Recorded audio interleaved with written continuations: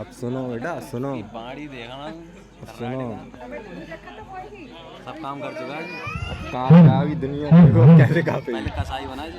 सभी जो कृष्णा कॉलोनी वाले मेरे भाई हैं, हमारे समाज के लोग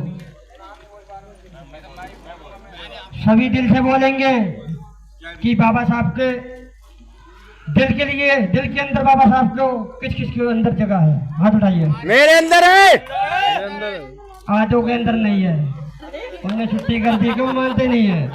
जिनको दिल से मानते बाबा साहब के लिए उनके अंदर है।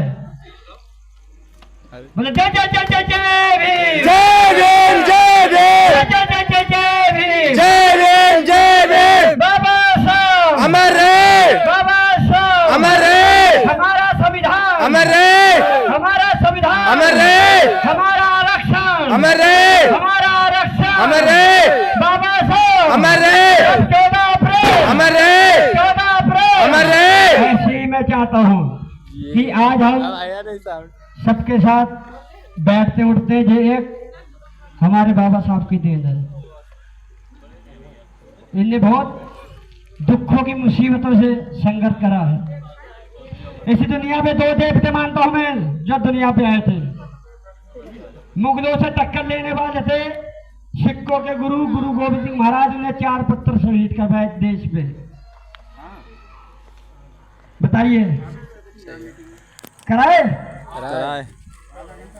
और हमारे समाज के दलित भाइयों के लिए बाबा साहब ने 4 पुत्र ने शहीद कराया। बोलो कराए नहीं कराए? कराए। आज जो नारी, जेंट्स या लेडीज या हम सब समाज में उठने बैठने चाह रहे हैं, बैठते हैं, वो बाबा साहब की देन है। लेडीज डीएम, एसपी या कप्तान या पुलिस डिपार्ट की भी है, कोई भी डिपार्ट की सरकारी है, वो बाबा साहब की देन है। बाबा साहब की देन है, वही संविधान की देन है। जो संविधान के सामने हमारे देश के प्रधानमंत्री, मुख्यमंत्री जी, पुलिस प्रशासन, शासन, बड़ा छोटा जो भी व्यक्ति सर झुकाता है वो संविधान की देन है। लेकिन आज हमारे साथ पता क्या हुआ है? हमारे 14 अप्रैल हमारे भाइयों ने परमिशन मांगते मांगते दुखी हो गए। पहले बोले वो साहब आएंगे तो बताएंगे, दूसरे बोले वो साहब आएंगे बताएंगे। आज के दिन एक इतना बड़ा संविधान का दिन, जो बाबा साहब का जन्मदिन का दिन, यानी कि एक बच्चे लोग बना रहे थे, ठीक है, बच्चे लोग बना रहे, तुरंत ही प्रशासन आके बैठ गया, प्रशासन आके बैठ गया। बाबा साहब के जन्मदिन के लिए बच्चों ने छोड़ ला के रखा, छोड़ ला के रखा। प्रशासन क्या कहता है कि आवाज धीरे कर लो, ठीक है, जो झंडियां जाती खुद ही आवाज होती उसको तो नहीं कहता धीरे धीरे कर लो। कोई है? कोई कहने वाला नहीं है, क्यों? शासन उनका है, सरकार उनकी है। मैंने कहा आज तुम्हारा दिन, कल हमारा भी आएगा।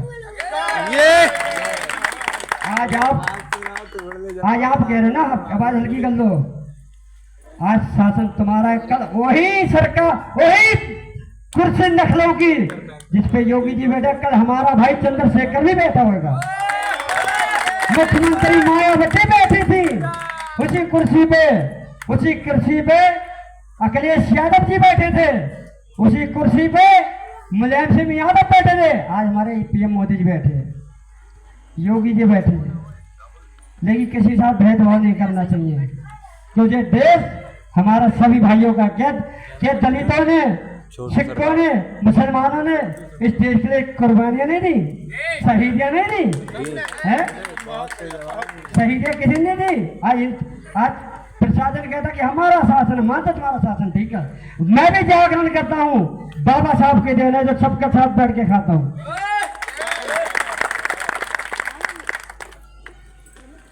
तो मैं यही कहता हूँ कि हम सब एक हो। टूट जाएगी कुर्सी। जितना समाज है वो हमारा अविनाश भाई, हमारी कास्ट का तो नहीं है, खैर हमसे ओबीसी है, वो प्रशासन ने आगे बढ़ कह रहे सर बैठियो, एक साउंड की आवाज से आपको परेशानी हो रही है। अब ये बताइए, जब रैली बाबा साहब की झांकियां निकलेंगी फिर आपको कितनी आवाज हो परेशानी होगी? बताइए, मुझसे कह रहे प्रसाद ने कि आप नेता कर दिए। मैंने साहब हमारी सरकार तो आपकी है, हमारी कहाँ से है? जितनी हमारी सरकार होगी उतनी रोना दिखाएंगे हम। क्या सरकार हमारी कहती है उतने हम दिखाएंगे। हाँ सरकार अब है, लेकिन हमारी सरकार, बहन जी की सरकार में किसी के साथ भेदभाव नहीं हुआ, ना हो। और बाबा साहब के जमाने में जब बाबा साहब ने संघर्ष करा, बाबा साहब ने नागरिक को किसी बिरादरी में भेदभाव नहीं करा, एक समान एक मान। वही संविधान सबको एक बराबर हकदार देता है। लेकिन आज जो कहते हैं कि आवाजा हल्की कर लो, ये कर लो, ये कर लो, वो कर लो, ये भेदभाव करती सरकार। मैं एक शब्द बोलना चाहता हूँ, उसके बाद कोई शब्द नहीं बोलूंगा। एक गुरु जी के लिए, एक के लिए सुनना मेरी। मैं पंजाबी में बोलूंगा थोड़ा, मैं थोड़ा